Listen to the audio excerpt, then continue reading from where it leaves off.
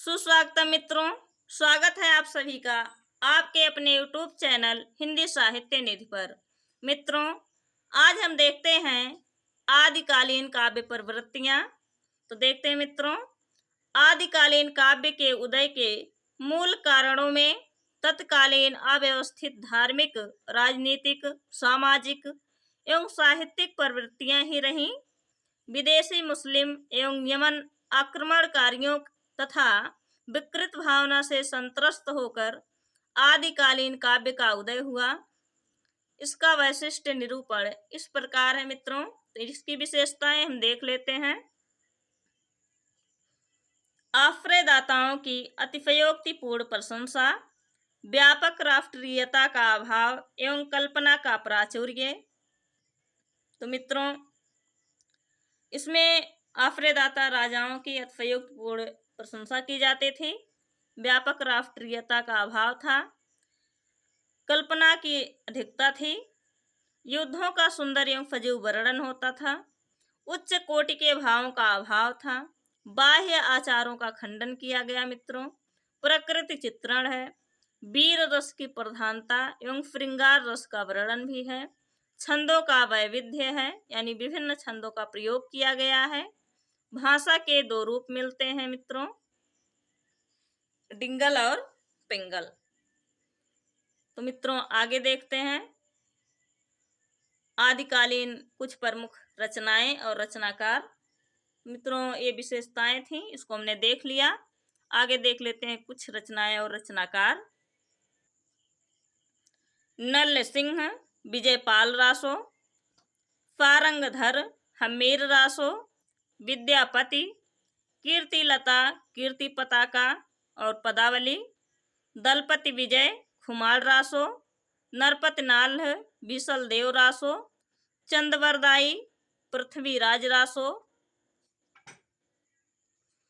जयानक भट्ट पृथ्वीराज विजय, भट्ट केदार जयचंद प्रकाश, मधुकर भट्ट जय मयंक जस चंद्रिका, जगनिक परमाल रासो, अमीर खुसरो खुसरो की पहेलियां, अब्दुल रहमान संदेश रासक, स्वयंभू पौमचर्यु, धनपाल भविष्यंत कहा, मुनिराम सिंह पाहुड़ दोहा, श्रीधर रणमल्ल छंद, यह है रणमल्ल छंद, गोरखनाथ ज्ञानदीप काफिर बोध गोरख सार, ज्ञानदीप काफिर बोध और गोरख सार, देवसेन दर्शनसार तत्वसार, मुनि कनकामर करकंडचर्यु, पुष्पदंत हरिवंश पुराण, हरिभद्र सूरि रेमिड़ाई, हेमचंद्र व्याकरण, सिद्धहेम शब्दानुशासन, लक्ष्मीधर प्राकृत पैंगलम, कुशल लाभ कल्लोल कवि, ढोला मारूरा दूहा, मुल्ला दाऊद चंदायन। तो मित्रों, मुल्ला दाऊद जो हैं ये आदिकालीन कवि माने जाते हैं, जिन्हें प्रेम आख्यानक कवियों में रखा जाता है। आगे देखते हैं मित्रों, लौकिक साहित्य। तो मित्रों, रासो साहित्य के बाद आता है अंतिम साहित्य लौकिक साहित्य, जिसमें प्रमुख कवि हैं विद्यापति और अमीर खुसरो। तो मित्रों, हम देख लेते हैं लौकिक साहित्य में सबसे पहले विद्यापति के विषय में। मित्रों, गीति काव्य परंपरा का प्रारंभ विद्यापति से ही माना जाता है। आधुनिक हिंदी गीत काव्य का प्रारंभ सन 1909 ईस्वी में श्री लोचन प्रसाद पांडे द्वारा लिखित कविता कुसुम माला नामक ग्रंथ की भूमिका में हुआ है। आंग्ल भाषा के गीत काव्य को लिरिक पोएट्री कहा जाता है, यानी अंग्रेजों की भाषा में मित्रों गीत काव्य को लिरिक पोएट्री कहा जाता है। हिंदी में इसी को गीत काव्य परंपरा कहा जाता है। तो मित्रों, गीत काव्य की कुछ परिभाषाएं देख लेते हैं।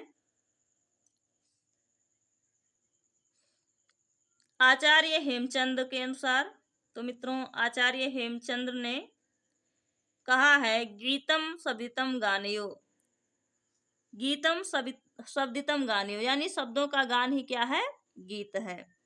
आगे देखते हैं मित्रों, डॉक्टर सिद्धनाथ पांडे ने क्या कहा है। इन्होंने कहा है मित्रों, गीत काव्य अंतर्वृत्ति निरूपक वह निरपेक्ष रचना है जिसमें शब्द और लय का सामंजस्य, माधुर्य, प्रवाहात्मकता, कोमल भावनाओं का उत्प्रेरण तथा प्रभाव की एकता के साथ साथ कवि का अंतर्दर्शन भी शब्द चित्रों में संजोया रहता है। तो मित्रों ये कथन किसका था, सिद्धनाथ पांडे का। आगे देखते हैं महादेवी वर्मा के शब्दों में, उन्होंने गीत काव्य की क्या परिभाषा दी है। महादेवी वर्मा ने कहा है मित्रों, साधारणतः गीत व्यक्तिगत सीमा में तीव्र सुख दुखात्मक अनुभूति का वह शब्द रूप है जो अपनी ध्वन्यात्मकता से गेय हो उठे। कहती हैं मित्रों कि गीत जो है सुख दुखात्मक अनुभूति का ही शब्द रूप है, यानी अधिक सुख आए तब भी गीत की उत्पत्ति हो सकती है और अधिक दुख हो तब भी गीत की उत्पत्ति हो सकती है। आगे देखते हैं मित्रों श्याम सुंदर दास के शब्दों में। डॉक्टर श्याम सुंदर दास ने कहा है मित्रों, गीत काव्य में कवि अपनी अंतरात्मा में प्रवेश करता है और बाह्य जगत को अपने अंतःकरण में ले जाकर उसे अपने भाव में रंजित करता है। आत्माभिव्यंजना संबंधी कविता गीत काव्य में ही छोटे छोटे गेय पदों में मधुर भावनापूर्ण आत्मनिवेदन से मुक्त स्वाभाविक सी जान पड़ती है। तो मित्रों आगे देखते हैं गीति काव्य के विषय में डॉक्टर नगेंद्र की परिभाषा। इन्होंने कहा है गीत काव्य की आत्मा है भाव जो किसी प्रेरणा की भाव से दबकर एक साथ गीत रूप में निकलता है। स्वभाव से ही उसमें हार्दिकता का तत्व विद्यमान रहता है।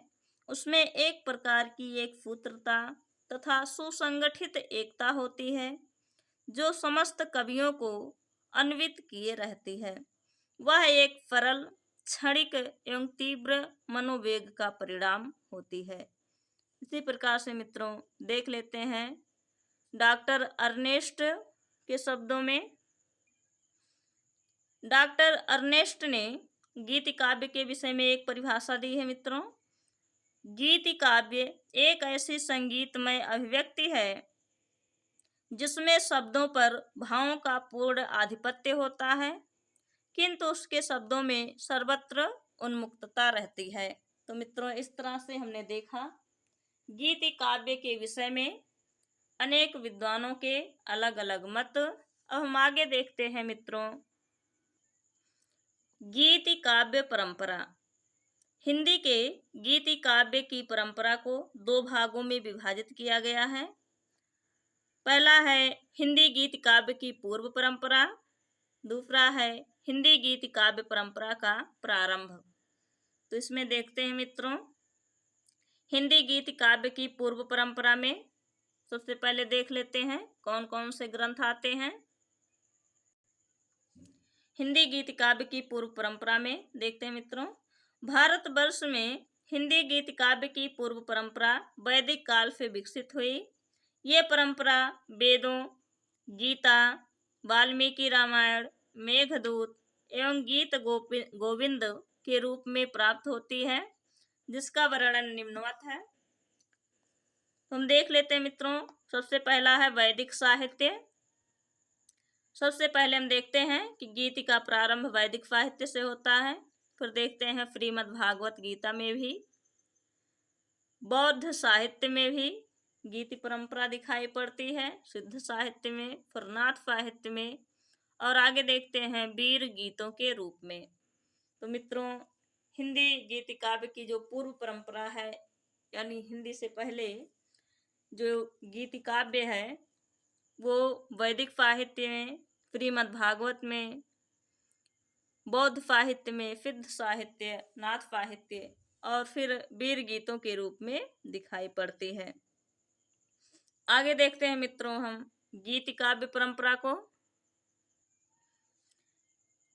गीति काव्य परंपरा में देखते हैं, संस्कृत में गीति काव्य का वास्तविक सुसंस्कृत और उन्नत रूप गीत गोविंदकार जयदेव में मिलता है।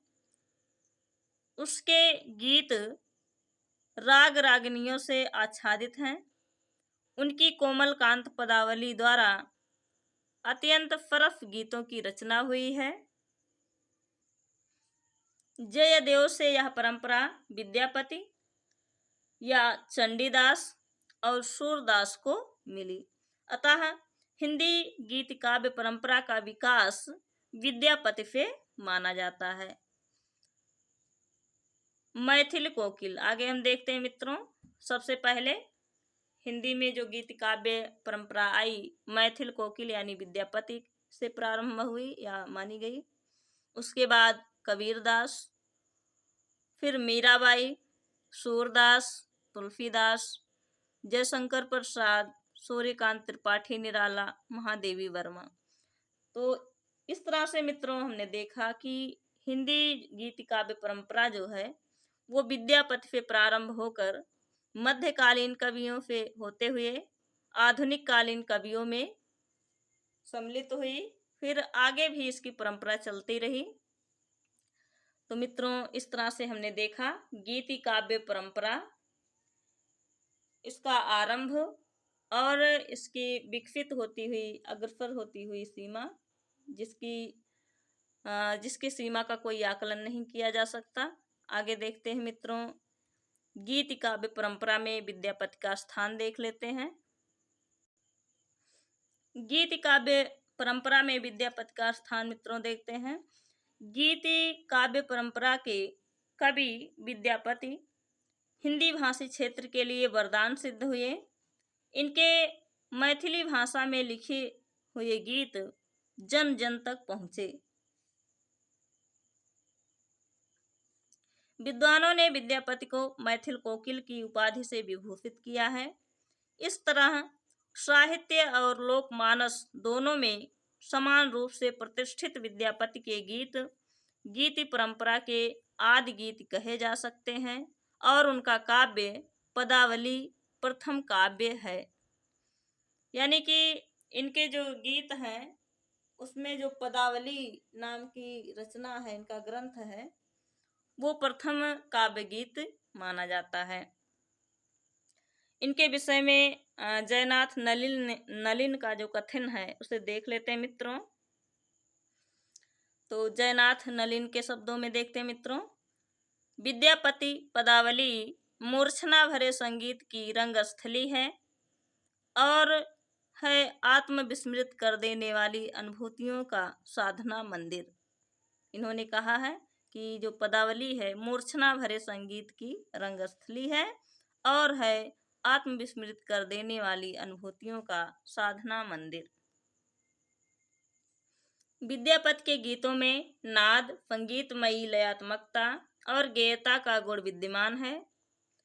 इनके कुछ उदाहरण हैं मित्रों, कुंज भवन फैंग निकफल रे, रोकल गिरधारी, एक ही नगर बस माधव रे, जन करी बटमारी।